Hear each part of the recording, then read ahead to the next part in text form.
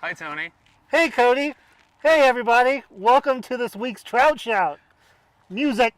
You need your day to get better. There's only one way.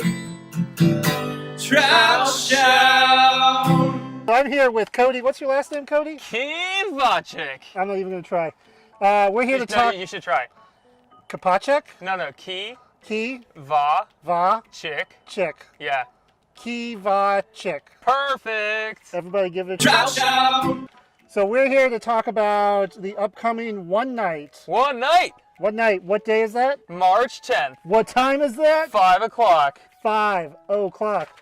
And what's going to be going on at the One Night event? Well, one night is all about oneness. We are bringing everybody together, 6th grade through 12th grade. We're all going to join together. We're going to have one group, one big fun family going on together. We're going to worship together, and that's really one of the things I'm really excited about. We're going to have a full band. We're going to worship. We're going to hear. We're going to do a teaching, as well as eat together. So we'll have dinner that night. We'll play some fun games. If you like the big group games, that is the night to come to, because that's the night we're playing games. Sweet. What are we having to eat? We are eating Mama's Pizza. Mama's Pizza. Mama's Pizza is pretty legit. Mama's Pizza. Yeah, Okay. Mama's Pizza. Not your mom's pizza. Okay. Mama's Pizza. It's Okay. much better. Oh, I bet. really good, My yeah. mom does not make good pizza. Neither does my mom. Yeah. She makes good burritos, though. Homemade pizzas are kind of hard. Trout Shout. To stay updated, we've got our AIM Tucson Instagram, as well as you can text at AIM Tucson to 81010 right here, because I always wanted to do that. 81010.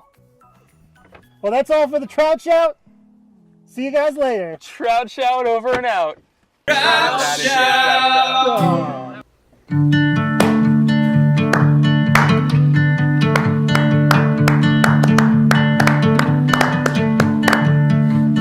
Well, hello. This is Nicky. And Hey, you guys everybody. have met him before. He's here. He's cool.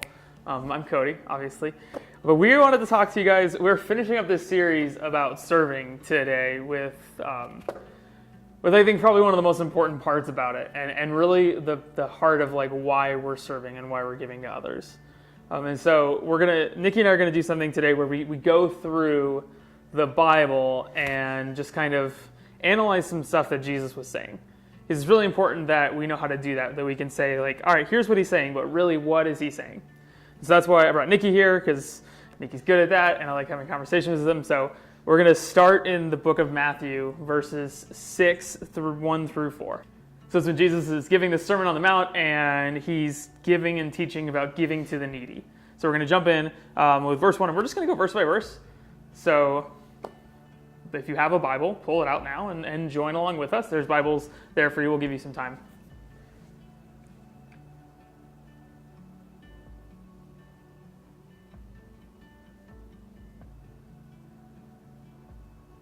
Nicky, do you want to start us off? Yeah. All right. So, Matthew 6, verse 1 reads, all right, watch out. Don't do your good deeds publicly to be admired by others, for you will lose the reward from your Father in heaven. So, what do you think that Jesus is saying? I think what he's saying here is not that he doesn't want you to do your good deeds publicly. He doesn't want you to be bragging about your good deeds. Like, he wants you to serve, obviously, but he doesn't want you to be serving just to brag about, hey, look at all the good stuff I'm doing. Yeah. Like, I'm being such a good person right now. Mm-hmm. No, he wants you to serve others out of the goodness of your heart, not to make others think you're a good person. Yeah. Well, and if you think about it in context, I mean, the context of the people that he's speaking to, there are people, and we're going to see them in a verse called like the hypocrites, the people that are going out and like the only reason that they're serving other people is to get recognition for it. Mm-hmm. They're going out and they're saying, look at me, look at me, look at me. But like if we think about our own day and age, like how much does that get replicated in like social media? That's good amount of it. So much about it is just this fake personality or this fake profile that we create about ourselves because we want recognition for the stuff that we're doing. Mm-hmm. So what's bad about that? What do you think is bad about that? I think it's because you're being selfish. You're only caring about how it's going to make you look. You're not caring about that it's actually impacting others and the good that you're doing through those things. So there's obviously some people in social media and like celebrities and whatnot that do support those causes, and you're like, that's so great of them, because celebrities have such a high reputation. They know they can bring awareness to causes very easily. But, there are also some celebrities that'll do that just because they're like, well, if it's also going to make me look good. It's going to make my personality look really good. Like, they might care about it, but they know they're going to benefit from it as well. Yeah, I can go out and do things. I can do practical things. But if I go out in the present saying, like, I want people to look at me, Cody, and say, wow, he's awesome. Like, that's not the way selfish. that we're... Yeah, that's selfish. That's thinking about yourself. And that's not at all... That's why it says, if you do that, you'll lose the reward from your Father. Yeah. So he knows if you're doing it selflessly that you're going to be rewarded for that. Well, because God knows our hearts. Yeah, he knows where your heart is, and he knows what your intentions are going into it. Well, and like we often see the reward immediately now. Like, that's where the applause come in. Like, if we're going to serve others without applause, like that is ultimately the reward that we're looking for, is what God's going to gift us with in our relationships and in our relationship with him, and in our reward in heaven. But like, we often see like, well, the reward is the applause. The reward is the recognition. But that's not what God is saying. And he's saying, like, yeah, if you want that, that's what you can have. But that's not what I have for you. Yeah. So he continues on, when you give to someone in need, don't do as the hypocrites do, blowing trumpets on the synagogues and streets to call attention to their acts of charity. I tell you the truth, that you have received all the reward they will ever get. Again, you can already see they're blowing their trumpets in the synagogues and the streets to call attention. So they're just, check this out, come look at this. Yeah. But they're not. But what I think is really cool here, and I think that something we can't miss, is the very first sentence, when you give to someone in need. Like, Jesus is making this assumptive claim that, yeah, you're going to be giving to people in need. Like, that is part of our spiritual walk, is giving to others in need. It's not like if you do, or maybe when the chance is right, like, no, when you give to people in need. It's saying that, like, this is an expectation as Christians. If you're a follower of Christ, it's an expectation that you are giving to others, that you are serving to others in a meaningful way. And so, like, he's saying, like, hey, this is going to happen, and you need to have the right heart when you enter into it. But when you give to someone in need, don't let your left hand know what your right hand is doing. And already, that might be confusing. I'm confused. What does that mean? So he's just using a hyperbole. It's all about, when you're giving to someone, don't try to tell someone else, like, hey, check this out. Like, I'm doing really good. Yeah. And you should think I'm doing really good.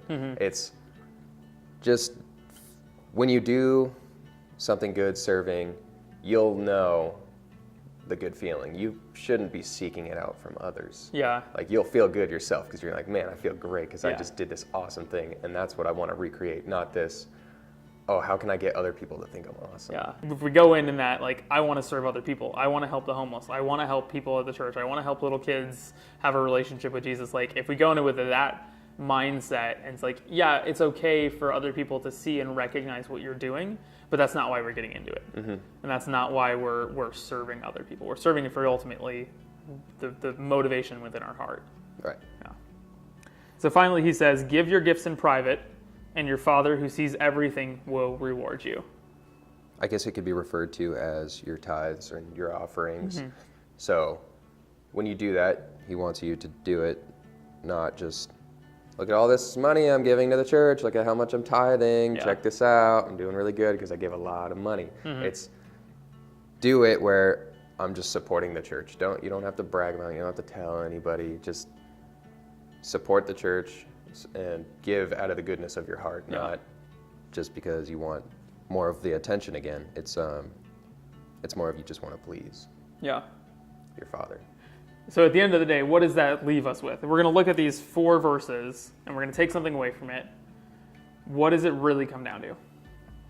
It comes down to, you need to serve others without looking for applause, without looking for some kind of recognition or something to boost your personal image. It is all about serving God because God is telling you to serve. It's what he's expecting of you, and it's what you should be doing. If you are a devoted follower of Jesus, you know, that should be one of your steps, is pouring your heart into the hearts of others. Yeah. Well, and I think part of it starts with just guarding our heart, guarding the motives of why we're serving, our motivation behind serving. If we're looking at it and saying, like, I'm only serving because I'm checking a box on a connection card, or I'm checking a box because I feel like this is what I'm supposed to do, well, then I think the first step is looking and saying, like, is that really why I'm serving?